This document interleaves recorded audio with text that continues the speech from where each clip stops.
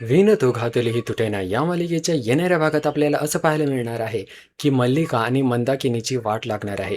कारण स्वानंदी आणि अधीरा मिळून त्या दोघांचा प्लॅन पकडणार आहे की कशा प्रकारे ते दोघं मिळून या कुटुंबाची सत्ता मिळवण्याचा प्रयत्न करतायत. तर मल्लिका आणि मंदाकिनीने अधीराला बदनाम करून स्वानंदीला घरातून बाहेर काढण्याचा जो डाव रचला होता तो स्वानंदी आणि समरने कसा उधळून लावला ते आपल्याला आजच्या या भागामध्ये पाहायला मिळणार आहे.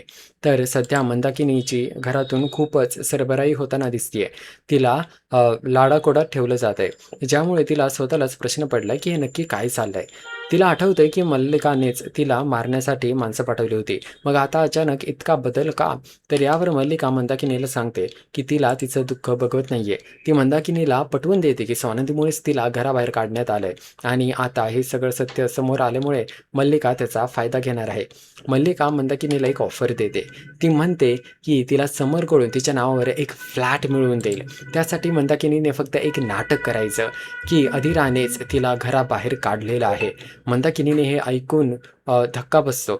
पण फ्लॅटच्या आमिषाने ती मल्लिकाच्या जाळ्यात अडकते.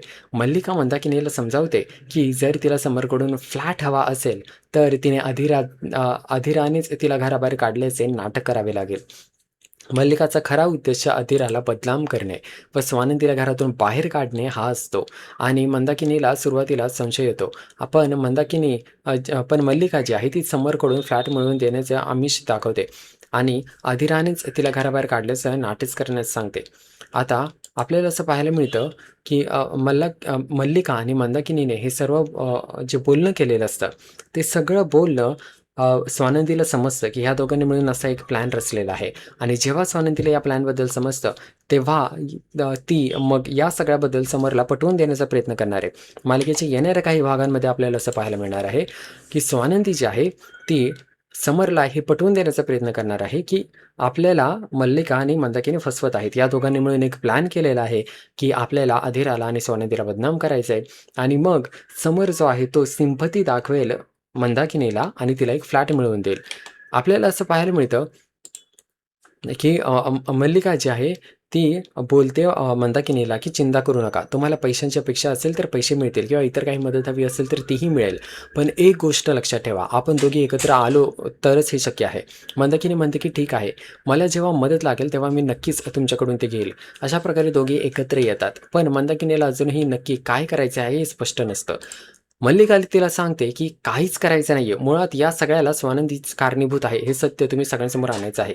स्वानंदीनेच हे सगळं करण्यासाठी तुम्हाला भाग पाडलंय. हे सत्य जेव्हा तुम्ही समोर आणाल तेव्हा मला खरं समाधान मिळेल. मंदाकिनीला आश्चर्य वाटतं की पण तुमचा स्वानंदीवर एवढा राग का आहे? तर मल्लिका उत्तर देते की स्वानंदीवर राग नाहीये, पण स्वानंदी या घरातील माझी सत्ता बळकावायला बघतीये. त्यामुळे तिला कुठेतरी धडा शिकवायलाच पाहिजे. एकीकडे एक आई आपल्या मुलीच्याच विरोधात दुसऱ्या बाईची मदत घ्यायला तयार झालेली असते, तर दुसरीकडे स्वानंदी समरला सांगते की राजवाडे हे बघा, हे असं असं चाललेलं आहे. मल्लिका आणि मंदाकिनीचा डाव चाललेला आहे. ती त्याला मल्लिका आणि मंदाकिनीच्या कटकारस्थानाबद्दल सांगण्याचा प्रयत्न करते, पण स्वानंदी समोरला पटवून देते की अधीरालाही दोष देता येणार नाहीये. यावरून त्यांच्यात थोडा वाद होतो, पण स्वानंदी त्याला थांबवून म्हणते की मंदाकिनीशी बोलून एकदा तुम्ही बघा. खरं तर स्वानंदी जी आहे ती मंदाकिनीशी बोलण्यासोबत जात नाही, तर ती मल्लिका आणि मंदाकिनी या दोघांचं बोलणं ऐकते. आणि आपल्याला असं पाहायला मिळतं की या मालिकेच्या येणाऱ्या काही भागांमध्ये स्वानंदी जी आहे ती अधीरासोबत एकत्र मिळणार आहे आणि हे दोघं एकत्र मिळून मग मंदाकिनी आणि मल्लिकाचा डाव घड करणार आहे आणि या सगळ्यामुळेच या दोघांना शिक्षा मिळणार आहे.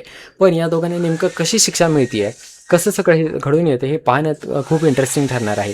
तर या सगळ्यावर तुमचं काय मत आहे नक्की कॉमेंट करा आणि सांगा. तुम्हाला काय वाटतं या मालिकेत पुढे काय होईल? आपण भेटूया मालिकेच्या पुढील भागात आणि पाहूया मालिकेत नेमकं पुढे काय काय घडतंय.